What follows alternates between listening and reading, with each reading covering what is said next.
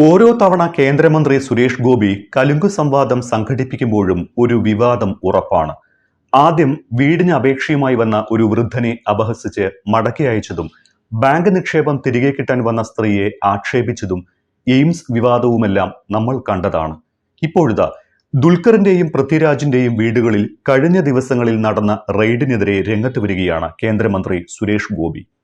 ശബരിമലയിലെ സ്വർണപ്പാളി വിവാദം മുക്കിക്കളയാൻ സർക്കാർ കാണിക്കുന്ന ഗിമ്മിക്കാണത്രേ നടന്മാരുടെ വീടുകളിലെ റെയ്ഡ്. ശബരിമല വിവാദത്തിൽ നിന്ന് ശ്രദ്ധ തിരിക്കാൻ സിനിമാക്കാരെ ഇതിലേക്ക് വലിച്ചിഴക്കുകയാണ് എന്നാണ് നടനും കേന്ദ്രമന്ത്രിയുമായ സുരേഷ് ഗോപിയുടെ വാദം. അങ്ങനെ പാലക്കാട്ടെ കലുങ്ക് സംവാദവും സുരേഷ് ഗോപിയുടെ പുതിയ വിവാദത്തിന് തിരികൊളുത്തിയിരിക്കുകയാണ്. ഒന്നല്ല, ഒരു കൂട്ടം വിവാദ പരാമർശങ്ങളാണ് അദ്ദേഹം നടത്തിയിരിക്കുന്നത്. അയ്യപ്പന്റെ സ്വർണത്തിന്റെ വിഷയം മുക്കാൻ വേണ്ടിയാണോ സിനിമാ രംഗത്തെ രണ്ടുപേരെ വീണ്ടും ത്രാസിൽ കയറ്റി അളക്കാൻ കേരള ജനതയ്ക്ക് വിട്ടുകൊടുത്തിരിക്കുന്നത് എന്നാണ് സുരേഷ് ഗോപിയുടെ ചോദ്യം. അതിനെക്കുറിച്ച് NIA ED എല്ലാം പരിശോധിക്കുകയും അന്വേഷിക്കുകയും ചെയ്യുന്നതിനാൽ കേന്ദ്രമന്ത്രിസഭയിൽ ഇരുന്ന് ഒന്നും പറയുന്നില്ല എന്നും, പിണറായി സർക്കാരിനെ ബാധിക്കുന്ന വിഷയങ്ങൾ വരുമ്പോൾ തിളക്കമുള്ളവരെ മലിനപ്പെടുത്തുക, കളങ്കപ്പെടുത്തുക എന്നത് മാത്രമാണ് പോലീസിനെ ഉപയോഗിച്ച് നടന്നുകൊണ്ടിരിക്കുന്നത് എന്നുകൂടി സുരേഷ് ഗോപി പറയുന്നുണ്ട്. കഥകൾ ഇനിയും ഒരുപാട് വരാനുണ്ടത്രേ. ഭൂട്ടാനിൽ നിന്ന് നികുതി വെട്ടിച്ച് എത്തിച്ച വാഹനങ്ങൾ സ്വന്തമാക്കിയിട്ടുണ്ട് എന്ന ഇന്റലിജൻസ് റിപ്പോർട്ടിന്റെ അടിസ്ഥാനത്തിലാണ് ആദ്യം കസ്റ്റംസും ഇപ്പോൾ EDയും നടന്മാരായ ദുൽഖർ സൽമാൻ, പൃഥ്വിരാജ്, അമിത് ചക്കാലക്കൽ എന്നിവർക്കെതിരെ അന്വേഷണം നടത്തുന്നത്. ബുധനാഴ്ച ദുൽഖറിന്റെയും പൃഥ്വിരാജിന്റെയും വീടുകളിലടക്കം 17 ഇടങ്ങളിൽ ഒരേ സമയം ED റെയ്ഡ് നടത്തിയിരുന്നു. ദുൽഖർ അടക്കമുള്ളവർക്ക് നോട്ടീസ് അയക്കാനും തീരുമാനിച്ചിട്ടുണ്ട്. കൃത്യമായ പണം നൽകിയാണ് തങ്ങൾ വാഹനം വാങ്ങിയത് എന്ന് താരങ്ങൾ അന്വേഷണ സംഘത്തെ അറിയിച്ചിട്ടുമുണ്ട്. പക്ഷേ വാഹനങ്ങൾ ആരാണ് ഭൂട്ടാനിൽ നിന്ന് ഇന്ത്യയിലേക്ക് എത്തിച്ചത്, ഇത് അവിടെ നിന്ന് എങ്ങനെ മറ്റിടങ്ങളിലേക്ക് കൈമാറ്റം ചെയ്യപ്പെട്ടു, ഇത്തരം കാര്യങ്ങളിലൊന്നും EDക്കോ കസ്റ്റംസിനോ മറുപടിയില്ല. ചലച്ചിത്ര താരങ്ങൾക്ക് പുറമെ ഭൂട്ടാൻ വഴി കടത്തിക്കൊണ്ടുവന്നത് എന്ന് കരുതുന്ന വാഹനങ്ങൾ വാങ്ങിയവരുമായി ബന്ധപ്പെട്ടാണ് മറ്റ് റെയ്ഡുകളും നടന്നത്.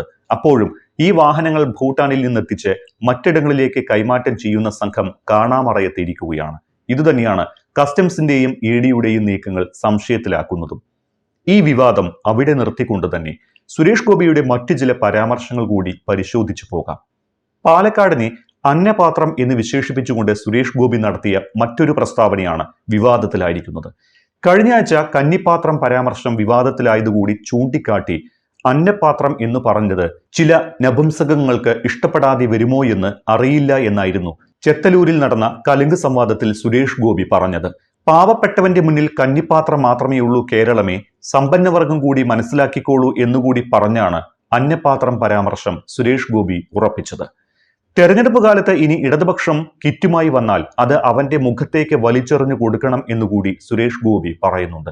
ഇല്ലെങ്കിൽ നിങ്ങളെ ആർക്കും രക്ഷിക്കാനാകില്ല എന്നും സുരേഷ് ഗോപി വ്യക്തമാക്കുന്നു. പ്രജകൾ എന്ന വാക്ക് വീണ്ടും ആവർത്തിക്കുകയാണ് സുരേഷ് ഗോപി. ഇത് പ്രജാരാജ്യമാണ് എന്നും പ്രജകളാണ് ഇവിടെ രാജാക്കന്മാരെന്നും പറഞ്ഞ് തന്റെ വിവാദ പരാമർശത്തിൽ ഉറച്ചു നിൽക്കുകയാണ് അദ്ദേഹം. വ്യക്തിപരമായ ഒരു ആവശ്യങ്ങളും ഇവിടെ പരിഗണിക്കില്ല, അത് വെച്ച് കൊയ്ത്ത് നടത്താമെന്ന് മാക്രികൾ വിചാരിക്കേണ്ട എന്നുകൂടി അദ്ദേഹം പരിഹസിക്കുന്നുണ്ട്. നിവേദനം തന്നയാളെ അവഹേളിച്ചില്ല എന്ന് സുരേഷ് ഗോപി ആവർത്തിക്കുന്നു. അത് അവരുടെ വ്യാഖ്യാനം മാത്രമാണ് എന്നാണ് അദ്ദേഹത്തിന്റെ വാദം. നേരത്തെ തൃശൂരിൽ നടന്ന കലുങ്ക് സഭകളും വിവാദമായിരുന്നു.